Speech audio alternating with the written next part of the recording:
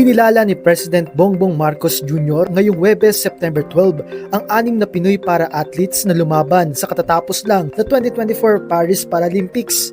Tinanggap nila ang Presidential Citation at tig-1 milyong pisong cash incentive mula sa Office of the President. Present sa seremonya sina para-swimmers Ernie Gawilan at Angel Autumn, para-archer Agustina Bantilok, para-taekwondo Jean Alain Ganapin, para-javelin thrower Sandy Asusano, at wheelchair racer Gerald Mangliwan.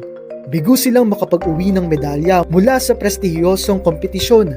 Gayunpaman, hindi makakailang buong giting nilang ibinandera ang watawat ng Pilipinas sa buong mundo.